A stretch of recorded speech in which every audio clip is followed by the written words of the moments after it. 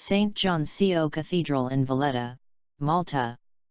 St. John's was built by the Knights of Malta between 1573 and 1578, having been commissioned in 1572 by Grand Master Jean de la Cassiere as the conventual church of the Order of the Knights Hospitaller of St. John, known as the Knights of Malta. The church was designed by the Maltese military architect Glormu Cassar, who designed several of the more prominent buildings in Valletta. The church is considered to be one of the finest examples of high Baroque architecture in Europe and one of the world's great cathedrals. The severe exterior of the cathedral, built immediately after the ending of the Great Siege of 1565, is reminiscent of a military fort. The façade has some interesting features. On the right are three clocks, one shows the time, one shows the day of the week and the other shows the date. In the middle is a balcony with balustrades. From this balcony was announced the name of the newly elected Grand Master. It was customary for the Grand Master to throw golden coins on the people who were waiting in the square for the news. Under the balcony are three coats of arms. One is of Grand Master La Cassiere, who paid for the building of the cathedral, one is of Bishop Torres, who opened the cathedral, and the third is the coat of arms of religion. The columns on the main door are Tuscan, therefore massive and impressive. The interior was largely decorated by Mattia Preti, the Calabrian artist and knight. Preti designed the intricate carved stone walls and painted the vaulted ceiling and side altars with scenes from the life of St. John. Interestingly, the figures painted into the ceiling next to each column initially appear to the viewer as three-dimensional statues, but on closer inspection we see that the artist cleverly created an illusion of three-dimensionality by his use of shadows and placement. Also noteworthy is the fact that the carving was all undertaken in place rather than being carved independently and then attached to the walls. The Maltese limestone from which the cathedral is built lends itself particularly well to such intricate carving. The whole marble floor is an entire series of tombs, housing about 375 knights and officers of the order. There is also a crypt containing the tombs of Grand Masters like Philippe Villers de l'Isle Adam, Claude de la Sengle, Jean Parissot de Valletta, and Alof de Wignacourt. In 1666, a project for the main altar by Malta's greatest sculptor, Melchiorre Gayfa, was approved and begun. Gayfa intended a large sculpture group in bronze depicting the baptism of Christ. Following Gayfa's tragical death in 1667 in a foundry accident while working on this work in Rome, the plans were abandoned. St. John's Co-Cathedral has 9 chapels, 4 on the right and 5 on the left. Starting with the Chapel of the Blessed Sacrament on the top right-hand side. The gates here are made of solid silver and, the icon of the Madonna above the tabernacle, represents the Madonna of Philermus, and it was brought to St. John's from the St. Catherine of Italy chapel. The next chapel belongs to one of the French languages Auvergne. It is dedicated to Saint Sebastian, one of the early Christian martyrs. Here there is only one monument, and it is dedicated to Grand Master Annot de Clermont de Chats to Jesson. His rule lasted only 5 months, as then he died. The next chapel is dedicated to Aragon, the Spanish language. Here is another picture by Mattia Preti. When the Knights of the Order of St. John wanted to know what Mattia Preti could do, they asked him to send over a painting before they commissioned him to do the vault. He sent this picture of St. George on a white horse. They liked what they saw and commissioned Mattia Preti to paint the vault of St. John's Co-Cathedral. In this chapel are 4 beautiful monuments to 4 Spanish Grand Masters, to Raphael Cottonier and his brother Nicholas, Martin de Redon, and a magnificent monument by Giuseppe Mazzulli to Grand Master Parellos, who was a prince.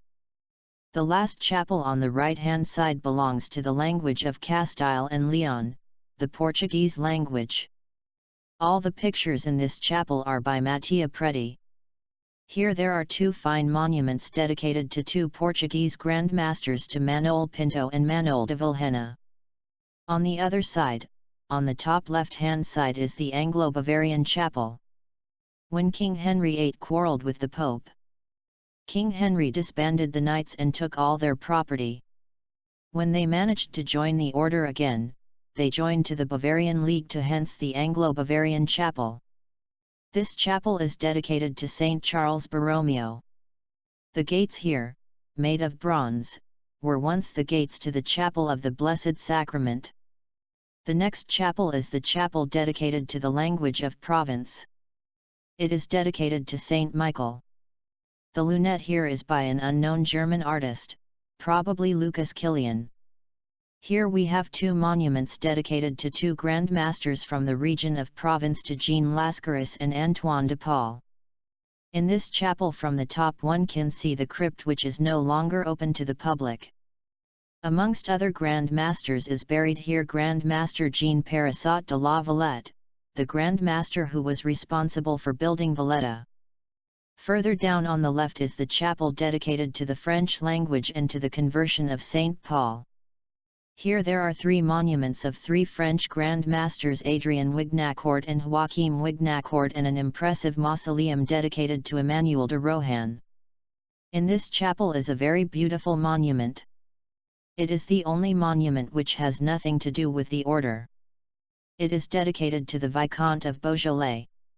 He was the brother of King Louis Philippe. He was in Malta on holiday with his brother in 1808, and whilst on holiday he died. Being a person of royal birth, a beautiful monument was erected in his honor in the chapel for the French language. Here there is only one monument of one Italian Grand Master, to Gregorio Caraffa. In this chapel there is also one of the paintings by the well-known artist Caravaggio to the Saint Jerome. This painting was stolen some years back. The thieves threatened to tear it up if they did not get the ransom. It was found some years later badly damaged. It was sent to Rome to be restored and now hangs where it was before. The last chapel on the left was kept by the German language. This is also dedicated to the Feast of the Three Kings, to the Epiphany. Here there are no monuments dedicated to Grand Masters.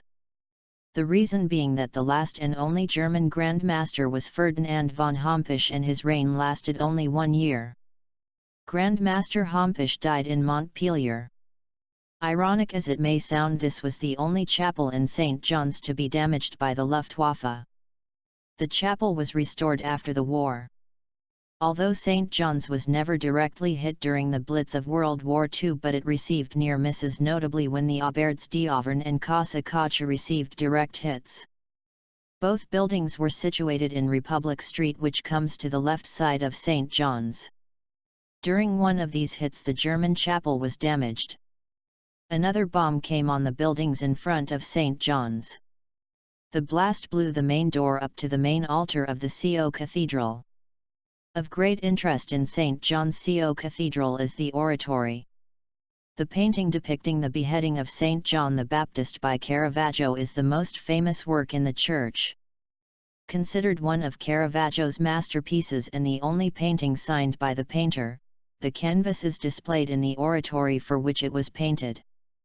Restored in the late 1990s in Florence, this painting is one of Caravaggio's most impressive uses of the chiaroscuro style, for which he is most famous, with a circle of light illuminating the scene of St. John's beheading at the request of Salome. The Oratory also houses Caravaggio's St. Jerome III. This picture is 5 by 3 meters in size. Mattia Preti painted the pictures in the Oratorium, around the picture of Caravaggio, to harmonize with it. Caravaggio came to Malta in 1606, probably serving a penal sentence on one of the order's galleys. He found favor with the order, and in the Oratory itself he was allowed to join this elite order. He was very proud of the fact, so much so that the beheading of St. John is the only one signed by Caravaggio. There is an F in the blood coming out of the blood of the head of St. John. He signed F because, being a religious order, they called each other frate, which means brother. Caravaggio was not his real name. His real name was Michelangelo Marisi, or Marisi, from Caravaggio, which is a little town outside Milan, where he was born. His father was an architect. Caravaggio came after the Renaissance, where everything had to be perfect and everyone had to be beautiful and well clad. This, Caravaggio felt, did not show the real soul of the artist. Adjoining to the church is the St. John's Co-Cathedral Museum containing art objects. Among the contents of the museum there are the tapestries of Grand Master Fra Ramon Perellos de Rochefort, paintings of the following Grand Masters Fra Jean de la Cassiere, Fra Nicola Cottonier and Fra Emmanuel Pinto de Fonseca, painting which were formerly in the side chapel such as St. George Killing the Dragon by Francesco Potenzano. The Flemish Tapestries. The set of Flemish tapestries at St. John's Co-Cathedral was the gift made to the church by the Aragonese Grand Master Ramon Perellos y Rochefort upon his election in 1697. The tapestries are the largest complete set in the world and consist of 29 pieces ordered from the Brussels atelier of Judicus de Vos. The tapestries are woven entirely from the finest wool and silk yarns and measure 6 meters in height. The overwhelming dimensions and the exuberant character of the designs based on cartoons prepared by the renowned artist Peter Paul Rubens render this set one of the most spectacular interpretations of Baroque art. By 1701 the set had reached Malta and brought the embellishment of the church to a climax. The full-length portrait of Grand Master Perellos hanging majestically over the doorway had a lasting impression as the visitor exited the church. The entire set of tapestries consists of 14 large scenes depicting the life of Christ and allegories and 14 panels representing the Virgin Mary, Christ the Saviour and the Apostles.